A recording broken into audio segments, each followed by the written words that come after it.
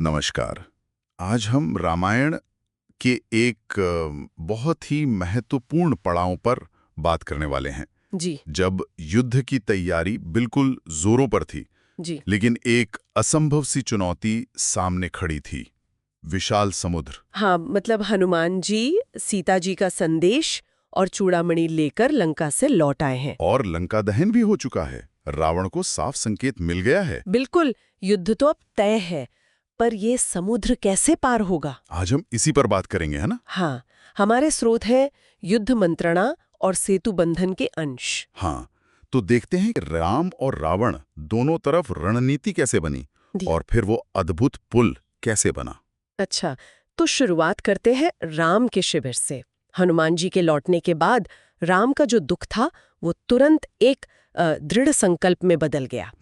उन्होंने कहा, अब आंसुओं का नहीं, कर्म का समय है। बिल्कुल। फिर तो युद्ध परिषद बैठी होगी, सुग्रीव, जंबुवान, अंगद, हनुमान, सब बड़े योद्धा। जी, मंत्रणा हुई। सुग्रीव ने अपनी पूरी वानर सेना के समर्पण का वचन दिया।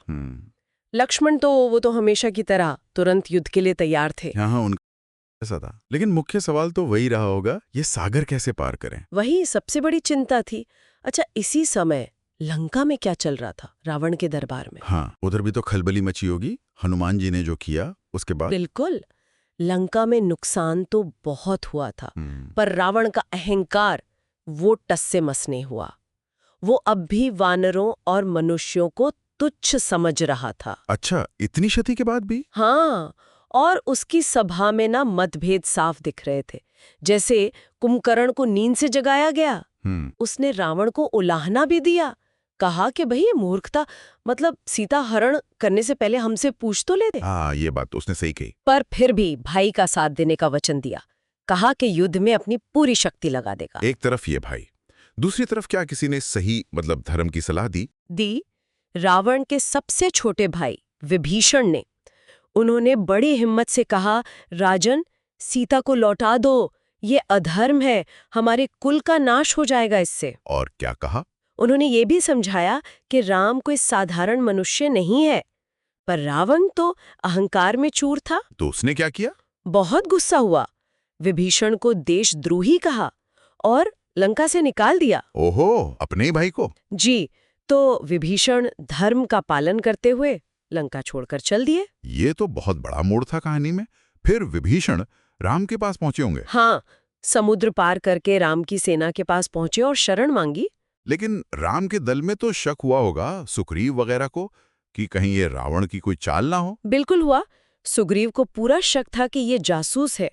लेकिन तब हनुमान जी ने गवाही दी। अच्छा, हनुमान जी ने? हाँ, क्योंकि वो लंका में विभीषण के धर्मपरायण स्वभाव को देख चुके थे।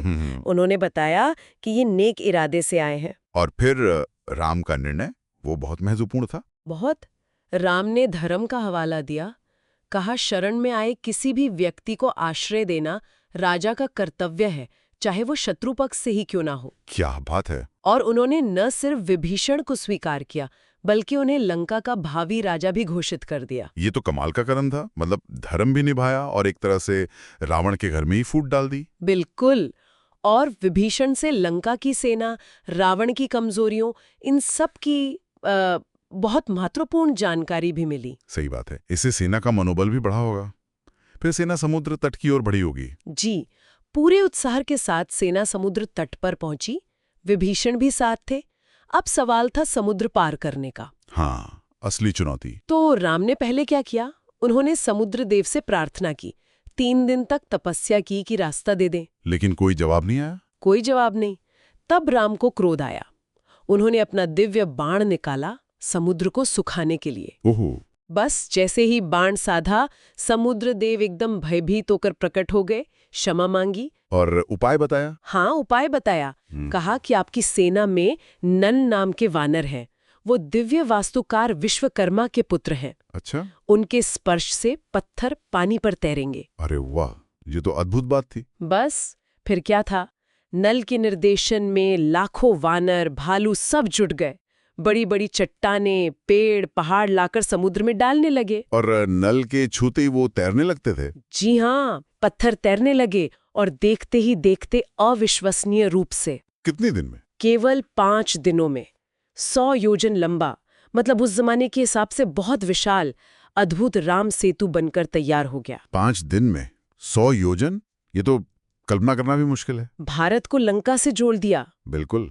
ये दिखाता है कि दृढ़ संकल्प, सही नेतृत्व, टीम वर्क और हाँ, थोड़ी दैवीय सहायता से क्या कुछ संभव हो सकता है। तो आज हमने देखा कि कैसे युद्ध की तैयारी में सिर्फ हथियार नहीं, बल्कि सही सलाह, नैतिक बल और अटूट विश्वास कितना जरूरी होता है। हाँ, और कैसे धर्म पर टिके रहने से रावण का अपना भाई उसके खिलाफ हो गया और राम की ताकत बना। और दूसरी तरफ कैसे अहंकार और अधर्म ने रावण के विनाश का रास्ता खोला। बिल्कुल, ये घटनाक्रम हमें नेतृत्व के बारे में बहुत कुछ सिखाता है। एक तरफ राम जो सबकी सुनते हैं, धर्म का पालन करते हैं, प्रेरित करते हैं, और दूसरी तरफ रावण जो अहंकार में अच्छी सलाह भी ठुकरा देता है। सही। ये सोचने वाली बात है ना, कि नेतृत्व के ये सिद्धांत, ये मूल्य आज भी कितने प्रासंगिक हैं। कैसे एक नेता के फैसले, चाहे वो मूल्यों पर आधारित हों या अहंकार पर, सिर्फ नतीजा नहीं बल्कि पूरा भविष्य तय कर देते हैं। बहुत गहरा विचार है ये।